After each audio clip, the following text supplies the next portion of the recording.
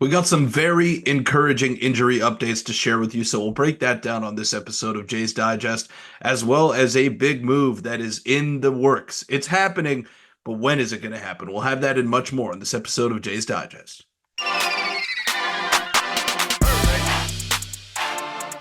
What's up, Jays fans? I'm your host, Peter Vryonis, alongside host Nick Gosse, and shout out to Nick coming back from his vacation. I hope it all went well, my guy. And the Toronto Blue Jays, they dropped a close one yesterday. They really did, and maybe that would have given us a little bit more hope in the playoff race. I know that the Twins are the last team that they're chasing there, or the first team that they're chasing, rather, in that wild card, and the only team that they really have a chance of catching. But having dropped two out of three, the playoffs seem to be in the rear view mirror right now. If they weren't already, it seems to be a little bit further. But Nick, some interesting moves might go down, some roster moves that is, and Bichette could be a name to look out for. We know that he's ramping up his physical activity.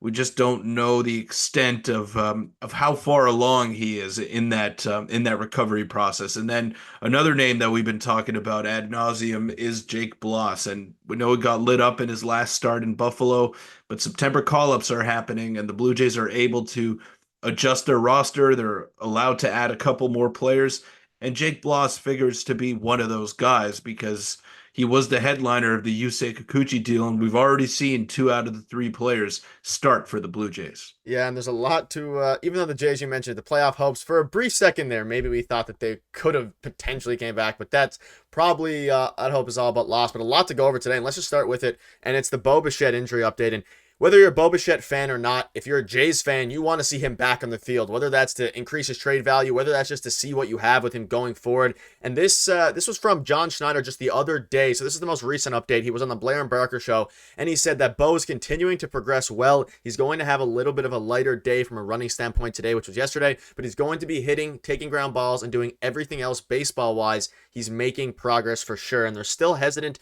to give an exact timetable and time frame on his return. But Peter, it seems like he's inching closer and closer, and the season is inching closer and closer to its conclusion. I would like to see Bichette play some games here before the season ends, just to get him back into rhythm.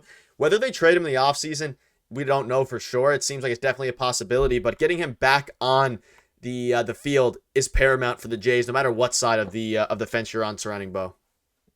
Yeah, I understand that, and there shouldn't be a timeline. There's no rush to get him back, and I understand that we all want to see him play and get back to sort of the numbers that he had in years past. But at the end of the day, it doesn't really impact this season. Yeah. So I rather him be 100% healthy and come back next year than return 90% and then maybe a freak accident or he tweaks something else and he's back on the injured list again. So I understand that we're all antsy to see him and see how he comes back after this because a lot of the young guys have been playing well. They're not necessarily threatening Bichette for his playing time. We know that if he's healthy and motivated, and if the Blue Jays keep him past the offseason, that he's going to be the starting shortstop. There's no question about that. But the vibe in the clubhouse, the way that the team has performed, has totally changed since he has been out of the lineup. And I'm not saying that it was all Bo's fault that they were losing, but the dynamic of the squad has totally shifted. They've done a full 180 in the way that they've performed and in the way that they've gone about things. It's been all about the young guys. It's been all about just individual progression. And does Bo stunt that? Does he help that? Who knows once he does get back into the lineup. But the number one thing for me is just for him to be healthy because I've said it before. I've been on record saying that I don't think his trade value is affected by the way that he performed this season. It might be affected by the injuries that he sustained, and maybe that shies some clubs away from dealing a ton of big time prospects to go out and get him. But I really don't think his value has tanked as much as people think because he's still been one of the more consistent players in baseball over the period of a half decade. And you know exactly what you're getting out of him if he's healthy and if he's motivated. And for the most part of his career, he has been motivated. There might be a couple of red flags every now and then with Bo, but maybe that's just his persona. Maybe he's just not a guy, not a fiery character, and that's fine. Not everyone can be, but I think he's wore out his welcome in Toronto. He feels that way as well. Like he seems to have one foot out the door, and that's fine. But I don't think he needs to come back and play in order to reestablish his trade value. I just don't think we're at that point yet with him. Yeah, I mean, ultimately, he led the league, the AL it is, twice in hits over the past handful of seasons. Like, he's one of the best shortstop in baseball when he's healthy. He dealt with injuries. He barely played this season. So I think other GMs out there are aware of that. And you mentioned some things about, obviously, his personality and how this team looked a bit better, at least happier when he hasn't been there. This was an interesting thing that came out a couple days ago on the Blair and Barker show. He said, Bo is a great player when Bo is having fun. That's part of it. Somewhere it got lost here in Toronto. And that's discussing Bo's concerning body language throughout the year. And again, that's like from Dan O'Dowd of the MLB Network, and it's kind of true. If you watch the Jays, it seemed like his body language was a little bit weird. It was a little bit lost. But at the end of the day, we don't know what he's like every single day. I'm not around him. You're not around him every single day. But it definitely seemed like he was less happy. And whether that's because he's upset in Toronto or because the Jays have been really bad this year, that could also definitely play a part of it. We know that Bo Bichette wants to win, and another article dropped by Ben Nicholson-Smith basically going into his injury on the road back from the injury. He's determined to be careful and deliberate because he's intent on learning from what went wrong earlier in the season. And that kind of goes to your point. Don't rush him back. Make sure he is 100% healthy so we can get back to the Bo Bichette we know, because if the Jays plan to compete next year and they plan to keep Bo, they desperately need him healthy, because there's no immediate player to take his spot. Maybe Leo Jimenez can be a short stopgap, but he's not going to be the solution going forward for a winning team.